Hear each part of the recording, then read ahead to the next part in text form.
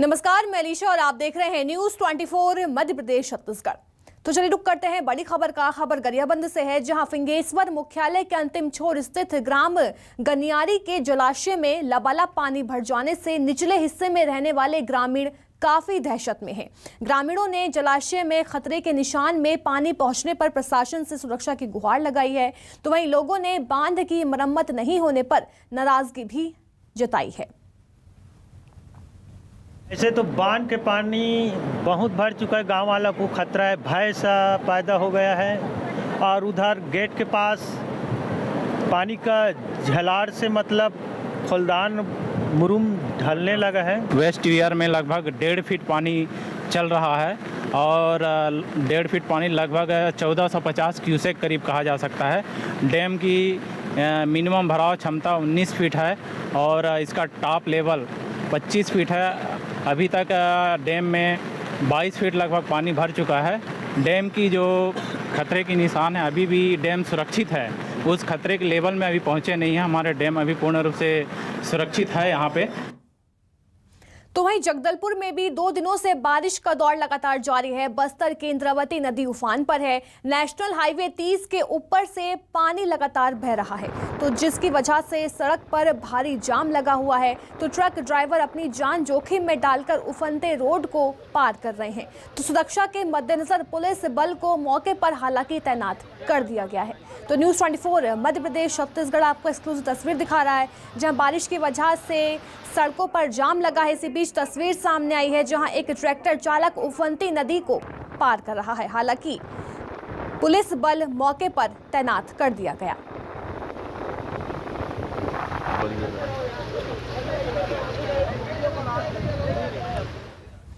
तो लगातार बारिश से हालात जो है वो बिगड़ते जा रहे हैं। बीजापुर में बारिश से जिले में हालात बिगड़ रहे हैं। जगदलपुर बीजापुर नेशनल हाईवे डूब चुका है। तो भारी बारिश से तेलंगाना रोड भी बंद हो चुका है। दर्जनों गांव टापू में तब्दील हो गए हैं। तो फुंदरी सीआरपीएफ कैंप में भी पानी घुस चुका है।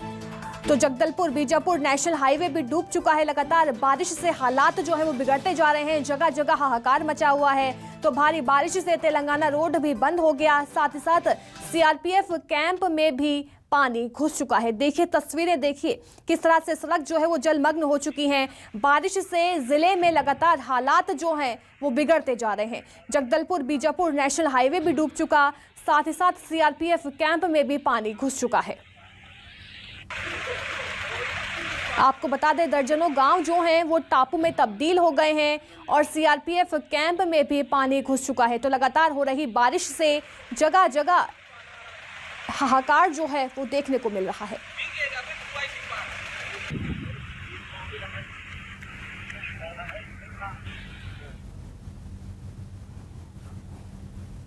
तो चलिए रुक करते हैं दिल्ली का, जहां अटल बिहारी वाजपेयी की पुण्यतिथि है और पीएम मोदी वहां पर उनको श्रद्धांजलि अर्पित करते हुए नजर आ रहे हैं। अटल जी की बहुत याद आ रही है। सूर्य तो फिर भी उगेगा, धूप तो फिर भी खिलेगी, लेकिन मेरी बगीचे की हरी हरी धूप पर ओस की बूंद हर मौसम में नहीं मिलेगी। सचमुच कहीं खो गई है वो पवित्र ओस की बूंद। माननीय राष्ट्रपति महोदया, अपनी भावांजलि अर्पित करते हुए श्रद्धेय अटल जी को हमारे दिलों में प्रेरणा की लौ जलाकर श्रद्धेय अटल जी चले गए। ये प्रेरणा, जो लौ उन्होंने जगाई है हम सबके हृदय में, वो राष्ट्र प्रेम की मशाल बन गई है और न्यू इंडिया उन्हीं आदर्शों पर आगे बढ़ रहा है। माननीय राष्ट्रपति महोदया, पुनः नतमस्तक श्रद्धेय अटल जी के प्रति। और अब माननीय उपराष्ट्रपति महोदय श्रद्धा सुमन अर्पित करेंगे श्रद्धेय अटल जी को।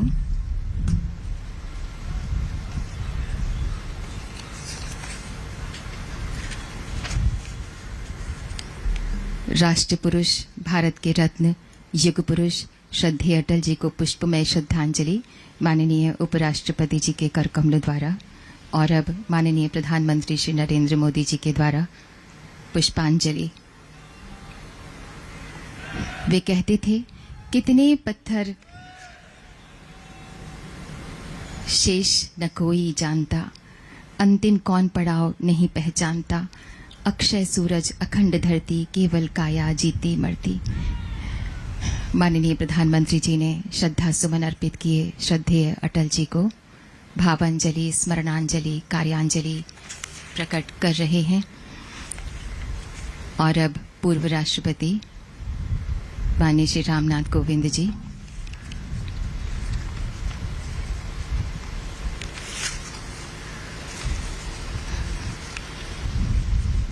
माननीय लोकसभा अध्यक्ष श्री ओम बिरला जी के द्वारा श्रद्धा सुमन, राष्ट्रीय अध्यक्ष श्री जेपी नड्डा जी,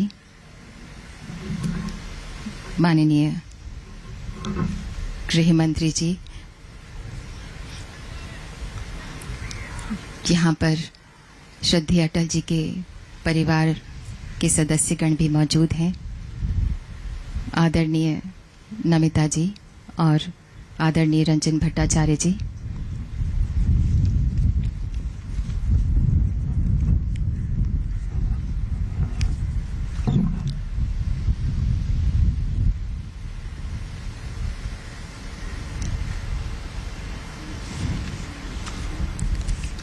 जय जवान जय किसान के साथ जय विज्ञान को जोड़ना उनके दूरदर्शिता का परिणाम था। और श्रद्धेय अटल जी के लिए श्रद्धानथ भावांजलि देते हुए आदरणीय नमिता जी, माननीय रक्षा मंत्री जी श्रद्धा सुमन अर्पित कर रहे हैं।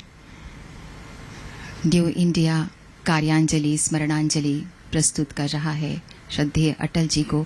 और श्री पीयूष गोयल जी यहाँ पर श्रद्धा सुमन अर्पित करते हुए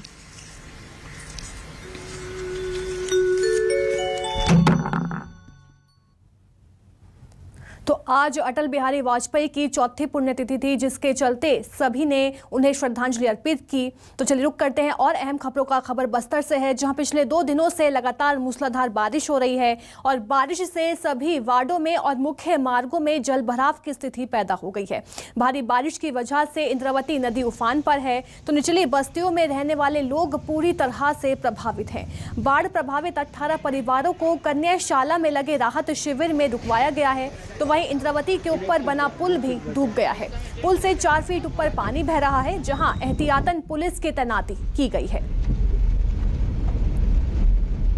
ये पुराना पुलिया है और आप देखेंगे कि पूरी तरीके से पुल के 4 फीट ऊपर पानी बह रहा है। हालांकि जो निचली तबके के लोग हैं उन्हें खाली करवा लिया गया है और मौके पर एसडीएम साहब पहुंचे हुए हैं। उनसे भी चर्चा कर लेते हैं कि क्या कुछ राहत बचाव शिविर चल रहा है और क्या कुछ सर व्यवस्थाएं जो है की गई हैं। मौसम विभाग से हमें 48 आवर्स के बारिश होने की जो फोरकास्ट मिला था, उसके आधार पर हमने पूर्व में ही सारे जो निचली बस्ती के लोग हैं उनमें से लगभग 18 परिवार को सुरक्षित स्थान पर हमने कन्याशाला में रुकवाया हुआ है। इसके अलावा उनके रहने खाने की सारी व्यवस्थाएं की है और लोगों को जो पानी भरा हुआ है, जल भराव वाले क्षेत्रों में जाने से रोकने के लिए हमने होमगार्ड्स की ड्यूटी भी लगाई है और साजो सामान के साथ हमारे रेस्क्यू टीम भी तैयार है। और अभी तक हमारे यहाँ इस क्षेत्र में कहीं पर कोई अप्रिय स्थिति निर्मित नहीं हुई है। चूँकि बारिश लगातार हो रही है और उसमें सुरक्षा के सारे इंतजाम किए गए हैं, इसलिए सुरक्षित हैं सभी लोग और सबको सुरक्षित रखना हमारी जिम्मेदारी है। प्रशासन इसमें लगा हुआ है। सर, क्या आगे भी ये अलर्ट जारी है या फिर आप लोग को क्या कुछ और भी निर्देश दिए गए हैं निचली तबके के लोगों को? सभी हमारे पटवारी हैं, नगर निगम की टीम है, पुलिस के जवान हैं, सभी तैनात हैं और आगे मौसम यदि खुल जाता है तो मेरे ख्याल से 2-3 फीट और पानी ऊपर जाने की संभावना है।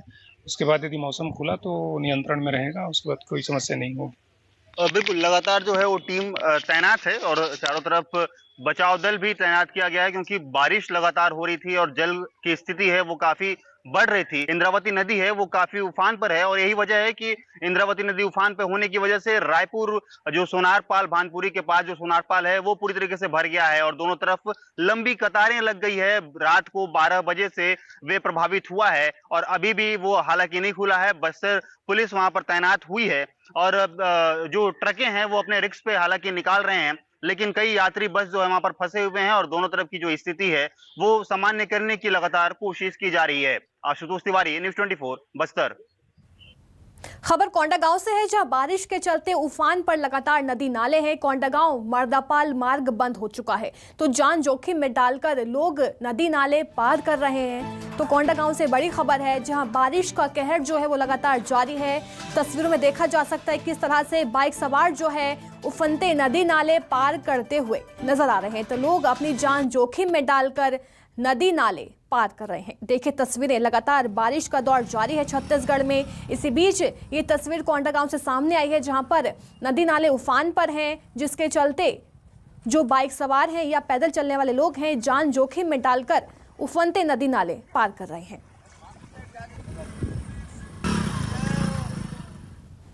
तो वहीं भानुप्रतापपुर में भी तेज बारिश का कहर जो है वो लगातार जारी है। दीवार गिरने से पूरे परिवार की मौत हो गई। घर में सो रहे 5 लोगों की मौत हो गई है। तो बांदे थाना इलाके के पीवी 110 गांव में ये पूरा हादसा हुआ है। सीएम बघेल ने मौत पर शोक जताया, तो वहीं जिला प्रशासन को तत्काल सहायता पहुंचाने के निर्देश दिए गए हैं। तो बांदे थाना इलाके के पीवी 110 गांव में पूरा हादसा हुआ। जिला प्रशासन को तत्काल सहायता पहुंचाने का निर्देश दे दिया गया है। तो छत्तीसगढ़ में लगातार बारिश का कहर जारी है। इसी बीच एक परिवार की दीवार गिरने से मौत हो गई है। तो चलिए रुक कर लेते हैं कुछ और अहम खबरों का। खबर रायपुर से है, जहां श्रमवीर सम्मान कार्यक्रम में शामिल होंगे सीएम भूपेश बघेल। रायपुर के न्यू सर्किट हाउस में कार्यक्रम का आयोजन किया गया है। तो राहुल रेस्क्यू में शामिल मीडिया कर्मियों को सम्मानित किया जाएगा और न्यूज 24 मध्य प्रदेश छत्तीसगढ़ की टीम को सम्मानित करेंगे सीएम भूपेश बघेल। तो ये बड़ी खबर रायपुर से है, जहां पे श्रमवीर सम्मान कार्यक्रम में सीएम भूपेश बघेल जो हैं वो आज शामिल होंगे। रायपुर के न्यू सर्किट हाउस में कार्यक्रम का आयोजन किया गया है। तो ये बड़ी खबर बता रहे हैं आपको इस समय रायपुर से। रायपुर से मेरी सहयोगी नेहा हमारे साथ जुड़ गई है। नेहा, श्रमवीर सम्मान कार्यक्रम में आज सीएम भूपेश बघेल शामिल होने वाले हैं। कब से और कितने बजे से कार्यक्रम शुरू किया जाएगा? बिल्कुल, मुख्यमंत्री भूपेश बघेल जो है आज श्रमवीर सम्मान कार्यक्रम में शामिल होने वाले हैं। ये सम्मान समारोह जो है वो राजधानी रायपुर के न्यू सर्किट हाउस में रखा गया है और दोपहर 12 बजे से जो है ये कार्यक्रम की शुरुआत होगी, जहां पर मुख्यमंत्री भूपेश बघेल के हाथों उन पत्रकारों का आज सम्मान किया जाना है जिन्होंने राहुल ऑपरेशन में जो है अपनी महत्वपूर्ण भूमिका निभाई थी। 2 महीने पहले जो है 11 साल के छोटे बच्चा जो है वो बोरवेल में गिर गया था, जिसके दौरान पूरे 5 दिनों तक ये रेस्क्यू ऑपरेशन चला था, जहां पर से एनडीआरएफ एसडीआरएफ की टीम लगी हुई थी और 109 घंटे के बाद उस बच्चे को निकाला गया था। उन वीरों का सम्मान किया जा चुका है और इस पूरे ऑपरेशन में 109 घंटे के ऑपरेशन में मीडिया कर्मी भी लगातार वहां पर डटे हुए थे और पल पल की अपडेट जो है वो लोगों को दे रहे थे। तो छत्तीसगढ़ से कम से कम जो है पूरे 60 पत्रकारों का चयन किया गया है, जिनका जो है आज सम्मान किया जाना है। मुख्यमंत्री भूपेश बघेल खुद ही इन श्रमवीरों का सम्मान जो है वो करेंगे। यही वही बात करते हैं तो न्यूज़ 24 मध्य प्रदेश छत्तीसगढ़ की टीम भी पूरे 109 घंटे वहां पर जो है मौजूद थी और पल पल की अपडेट लोगों तक पहुंचा रही थी। इसमें न्यूज़ 24 मध्य प्रदेश छत्तीसगढ़ के 4 जो है पत्रकार हैं उनका भी यहाँ पर सम्मान किया जाएगा। इनमें 2 कैमरा पर्सन और 2 रिपोर्टर हैं, जिनका आज सम्मान सीएम के हाथों होना है। तो इस तरीके से आज ये कार्यक्रम दोपहर 12 बजे शुरू होगा, जहाँ पर सीएम के हाथों इनका सम्मान किया जाना है। वहीं मुख्यमंत्री भूपेश बघेल के अन्य कार्यक्रमों की बात करते हैं तो वे शाम 5:30 बजे राजनांदगांव के लिए भी रवाना हो जाएंगे। वहाँ पे वे प्रेस क्लब में जो है वो महा कार्यक्रम कुछ होने वाला है, उसमें जो सीएम जो है शिरकत करेंगे। तो जी बिल्कुल, आपको बता दें कि न्यूज़ 24 मध्य प्रदेश छत्तीसगढ़ के रिपोर्टर्स को आज सम्मानित किया जाएगा। आपको बता दें पल पल की अपडेट न्यूज़ 24 मध्य प्रदेश छत्तीसगढ़ के रिपोर्टर्स ने अपने दर्शकों तक पहुंचाई थी। ने हमारे साथ बने रहिए, आगे भी आपसे खबरों पर हम लगातार अपडेट लेते रहेंगे। चलिए रुक करते हैं एक और बड़ी खबर का। जो छत्तीसगढ़ में कोविड की रफ्तार धीमी पड़ गई है। 24 घंटे में 48 मरीज सामने आए हैं और इलाज के दौरान 1 मरीज ने दम तोड़ दिया है। रायपुर में 6, रायगढ़ में 8 केस सामने आए हैं। पॉजिटिविटी दर जो है 2.77% पहुंच गई है।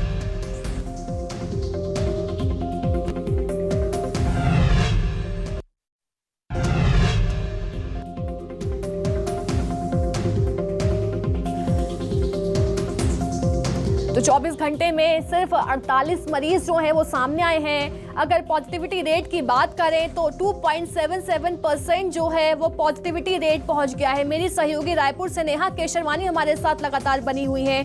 नेहा, हमने देखा छत्तीसगढ़ में हाल ही में कोविड केसेस जो है वो लगातार बढ़ते जा रहे थे, लेकिन इसी बीच एक अच्छी खबर सामने आ रही है कि कोविड केसेस में जो है वो इजाफा नहीं देखा जा रहा।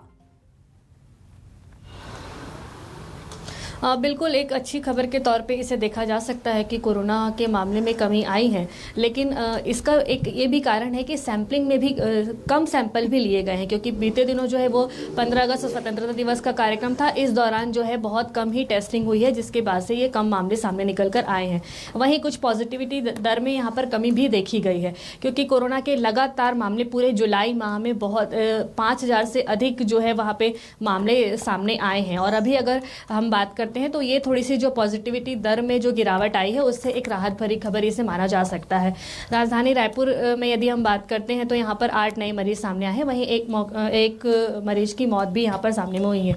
कुल एक्टिव मरीजों की संख्या की यदि हम बात करते हैं तो 1540 के आसपास जो मरीज है वो अभी यहाँ पर एक्टिव हैं। वहीं पे कुछ मरीज डिस्चार्ज भी हुए हैं। यहाँ पर 350 के करीब मरीज जो है वो डिस्चार्ज हुए हैं। कोरोना की रफ्तार घटी है ये कहा जा सकता है, लेकिन अगर सैंपलिंग बढ़ाई जाए तो कोरोना के नए और भी बिल्कुल, अगर पिछले 24 घंटे की बात करें तो 48 मरीज जो है वो सामने आए हैं। बहुत बहुत शुक्रिया नेहा हमें तमाम जानकारी देने के लिए। एक और बड़ी खबर रायपुर से है, जहां जमीन कारोबारी के घर पर पेट्रोल बम से हमला किया गया। कारोबारी प्रियेश बग्गा के घर पर पेट्रोल पंप से हमला किया गया है। हमला कर अज्ञात बदमाश कार से फरार हो गए। सिविल लाइन पुलिस आरोपियों की तलाश में लगातार जुटी हुई। तो आपको बता दें, पेट्रोल बम से हमला किया गया है। कारोबारी प्रियेश बग्गा के घर पर पेट्रोल बम से हमला किया गया। हमला कर अज्ञात बदमाश कार से फरार हो गए। हालांकि सिविल लाइन पुलिस आरोपियों की तलाश में लगातार जुटी हुई है। तो जमीन कारोबारी के घर पर पेट्रोल बम से हमला किया गया है। खबर रायपुर से है, जहां आजादी गौरव पदयात्रा की हीरक जयंती का समापन हो गया है। कांग्रेस पार्टी की ओर से सभी विधानसभा क्षेत्रों में 75 किलोमीटर की पदयात्रा का आयोजन 9 अगस्त से 14 अगस्त तक किया गया। यात्रा के समापन के बाद मोहन मरकाम से हमने खास बातचीत की। इस वक्त मेरे साथ है, आजादी गौरव पदयात्रा का समापन हुआ है। 75 किलोमीटर की यात्रा आपने की है। हर विधानसभा में आज़ादी गौरव पदयात्रा 75 किलोमीटर, कहीं 90 किलोमीटर, कहीं 100 किलोमीटर हमारे जाबाज साथियों ने किया है। इसमें गाँव में जो हमारे महान स्वतंत्रता संग्राम सेनानियों ने जो योगदान दिया है उनको हमने बताया है, और कांग्रेस पार्टी के नेताओं का जो योगदान है उसको हमने डिटेल। मुख्यमंत्री ने एक आह्वान किया है कि 2 अक्टूबर गांधी जयंती के मौके पर भी इसी तरह की पदयात्रा निकाली जाए। देखिए, कांग्रेस पार्टी की संघर्षों से निकली हुई पार्टी है, तो मुझे लगता है कि जब भी देश में ऐसी विपदाएं आती है तो कांग्रेस पार्टी आगे आकर गांधी जी के दिखाए रास्ते पर चलकर संघर्ष करती है। ये बीजेपी जो नई अध्यक्ष के साथ आई है, अरुण साव के साथ, उसको किस तरह का जवाब है? देखिए, हम अपनी पार्टी का काम करते हैं, बीजेपी अपनी पार्टी का काम करती है। हम अपने हिसाब से तैयारी करते हैं, वो अपने हिसाब से तैयारी करती है। मंत्री ने जो आह्वान किया है उस पर भी प्रदेश कांग्रेस कमेटी की तरफ से निर्णय लिया जाएगा। कैमरामैन रविंद्र नागलकर के साथ वैभव पांडे, न्यूज़ 24 मध्य प्रदेश छत्तीसगढ़, रायपुर। तो चलिए फिलहाल के लिए बस इतना ही। बने रहिए न्यूज़ 24 मध्य प्रदेश छत्तीसगढ़ के साथ।